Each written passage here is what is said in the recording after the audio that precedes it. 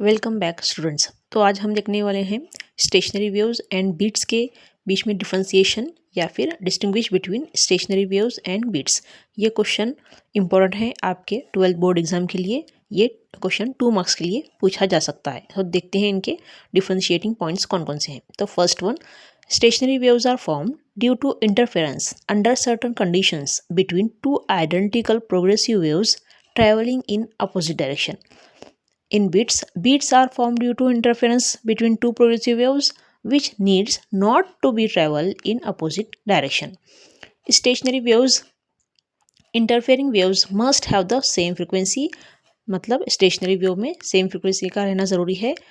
Beats में frequency slightly different होती है।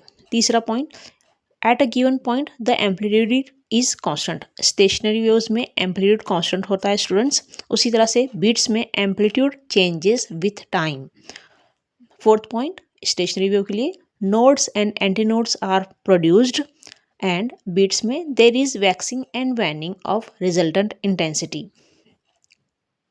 Fifth point, the resultant wave does not travelling in any direction.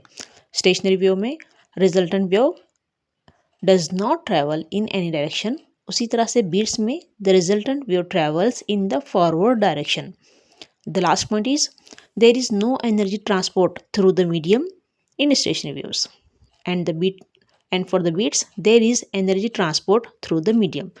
So students, these are the distinguishing point between stationary waves and beats. ये 2 marks के लिए आ सकता है। आपको इन 6 points में से कोई भी 2 पॉइंट याद कर लेने हैं अच्छी तरह से। तो कोई 2 पॉइंट जो आपको इजी लगे वो 2 से 3 पॉइंट आप याद कर लीजिएगा। 2 मार्क्स के लिए दोनों के 2-2 पॉइंट्स आपको लिखना है। मिलते हैं अगली वीडियो में। Thank you.